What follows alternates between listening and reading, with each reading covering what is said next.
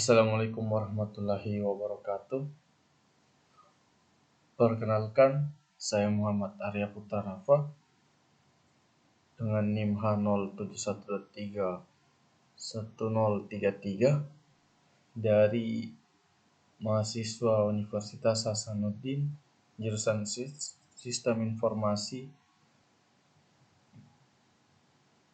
yang mempelajari mata kuliah Transformasi Digital.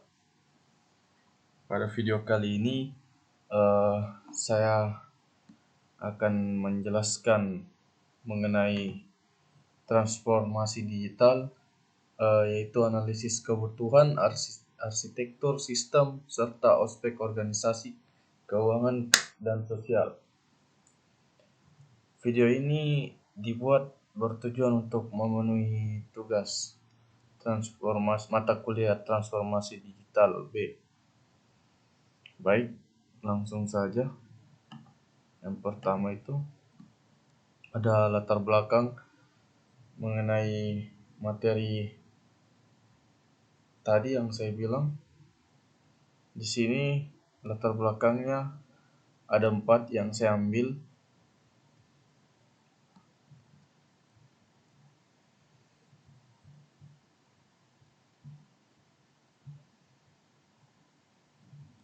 Di mana yang pertama ini perkembangan teknologi informasi dan komunikasi telah mengubah cara hidup dan bekerja manusia. Yang kedua, organisasi baik pemerintah maupun swasta harus beradaptasi dengan teknologi agar tetap relevan. Yang ketiga, transformasi digital menjadi strategi utama untuk meningkatkan efisiensi, daya saing, dan kualitas layanan. Dan yang keempat itu, di era digital, kecepatan dan ketepatan dalam pengambilan keputusan berbasis data sangat diperlukan. Perkembangan teknologi digital saat ini berlangsung sangat cepat dan telah membawa dampak besar terhadap berbagai sektor kehidupan, baik itu sektor bisnis, pemerintahan, maupun pendidikan. Semuanya terdorong untuk melakukan penyesuaian terhadap perubahan ini. Organisasi dituntut untuk mampu beradaptasi dengan cepat terhadap teknologi-teknologi baru agar tetap relevan dan bisa bersaing. Namun, transformasi digital bukan hanya tentang penggunaan teknologi semata. Lebih dari itu, ia mencakup perubahan yang menyeluruh dari strategi bisnis, model operasional, budaya, organisasi, hingga sistem informasi yang digunakan.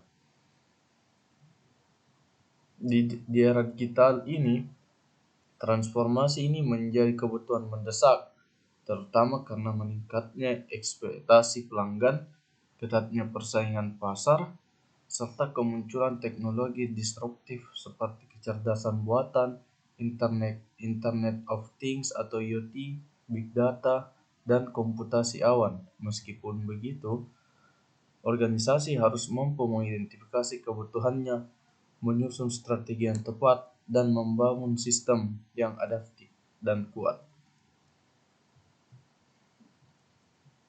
Nah,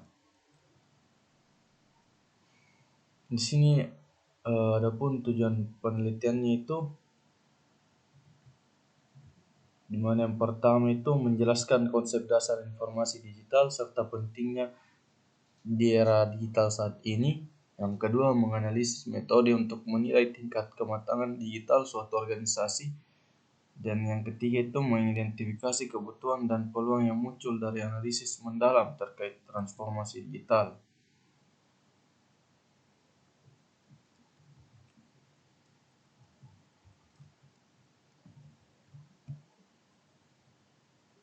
Nah, selanjutnya di sini adapun komponen utama itu yang adapun komponen utama transformasi digital itu, agar proses transformasi digital berjalan dengan baik, terdapat beberapa komponen yang harus diperhatikan. Seperti yang pertama itu teknologi digital, seperti kecerdasan buatan AI, cloud computing, Internet of Things, dan big data analysis. Terus yang kedua itu proses bisnis yang adaptif. Artinya, proses-proses pekerja dalam organisasi harus fleksibel dan mampu berubah sesuai perkembangan. Yang ketiga, sumber daya manusia yang melek digital.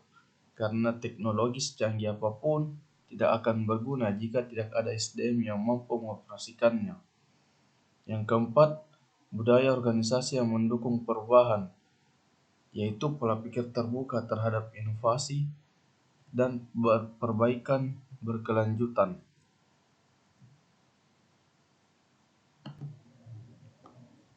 Di sini, teknologi AI memainkan peran penting dalam mengoptimalkan operasi dan pengambilan keputusan bisnis.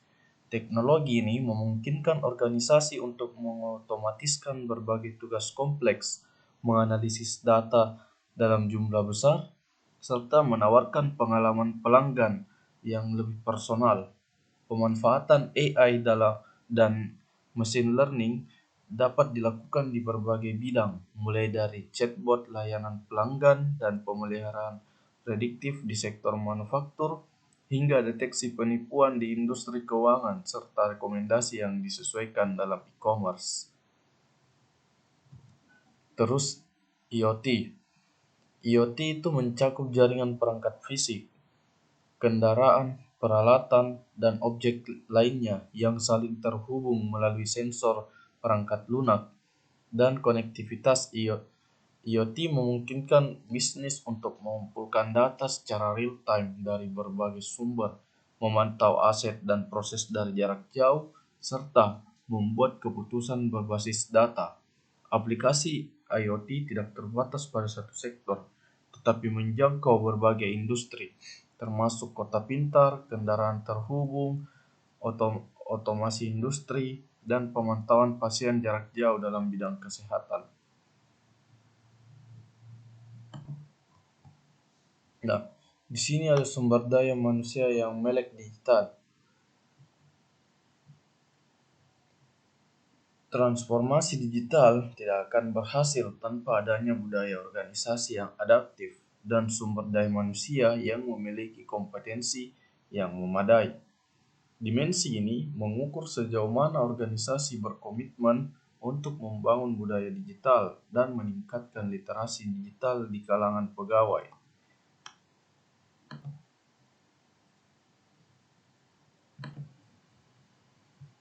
Nah, selanjutnya ada proses penilaian kematangan digital, di mana yang pertama itu identifikasi tujuan penilaian. Langkah pertama dalam proses ini adalah menetapkan tujuan yang jelas. Organisasi perlu memahami apa yang ingin dicapai melalui penilaian ini. Yang kedua, pemilihan model atau kerangka penilaian. Setelah tujuan ditentukan, organisasi memilih model kematangan digital yang paling sesuai. Pemilihan model ini disesuaikan dengan karakteristik organisasi, sektor industri, serta aspek-aspek yang ingin diukur. Yang ketiga itu pengumpulan data dan informasi. Pada tahap ini, data dikumpulkan dari berbagai sumber guna menilai dimensi-dimensi yang telah ditentukan. Kualitas dan akurasi data yang diperoleh sangat berpengaruh terhadap validitas hasil penilaian. Yang keempat itu penilaian dan scoring kematangan. Berdasarkan data yang telah dikumpulkan, analisis dilakukan untuk masing-masing dimensi kematangan digital. Setiap dimensi akan dinilai dan diberi skor sesuai dengan kriteria yang telah ditentukan dalam model penilaian yang dipilih. Nah, adapun manfaat transformasi digital, di mana yang pertama itu otomatisasi proses bisnis, sehingga pekerjaan yang berulang dapat dilakukan oleh sistem secara efisien. Yang kedua itu peningkatan kualitas layanan pelanggan, baik dari sisi kecepatan, kenyamanan, maupun akurasi. Yang ketiga, pengambilan keputusan berbasis data, karena data menjadi fondasi utama dalam strategi digital. Yang keempat, inovasi produk dan layanan baru yang memungkinkan organisasi menjangkau pasar yang lebih luas.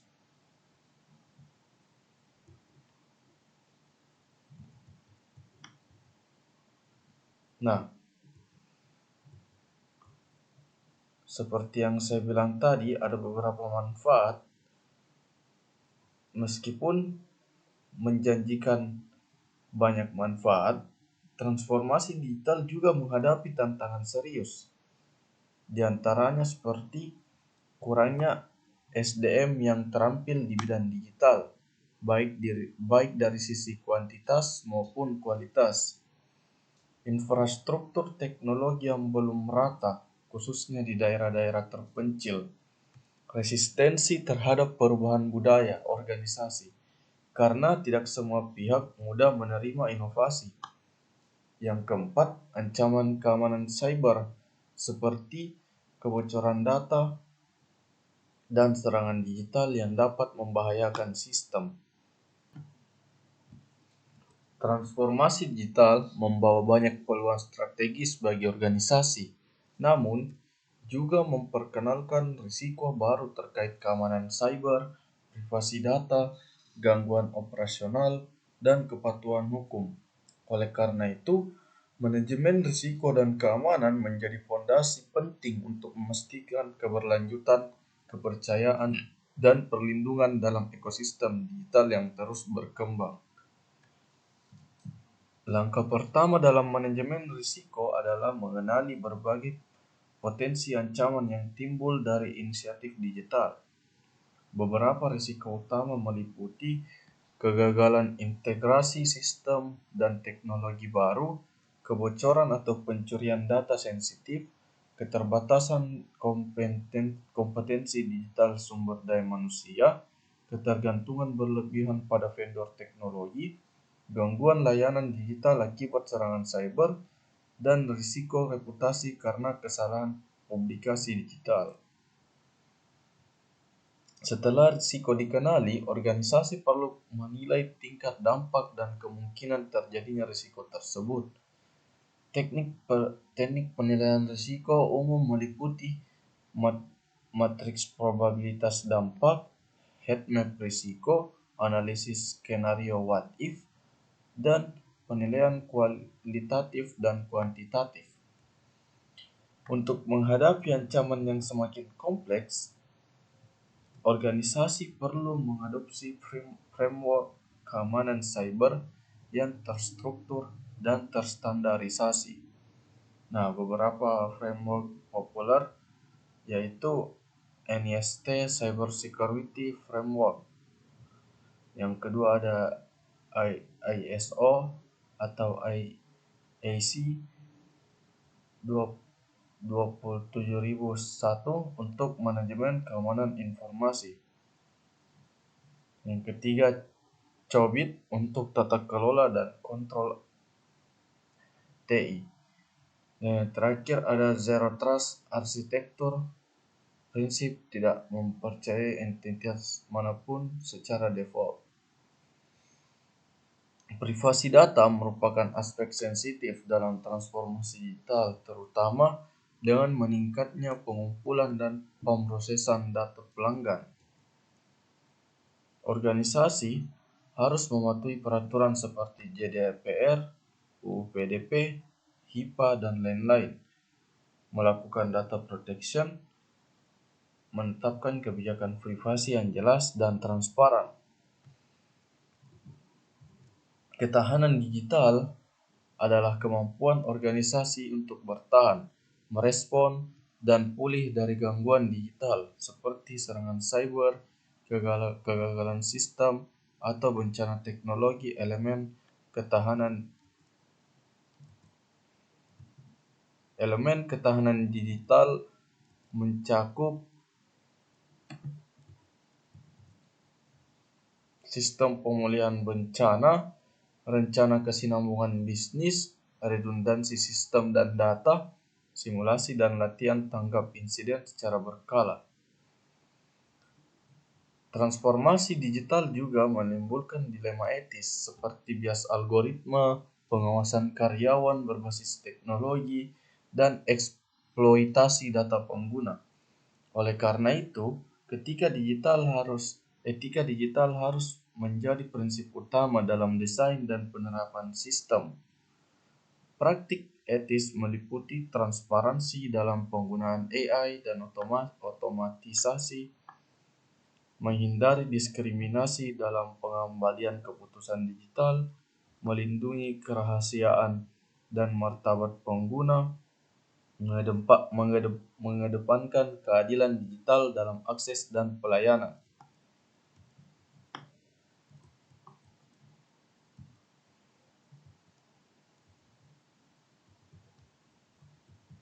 Baik, sebagai kesimpulan, transformasi digital bukan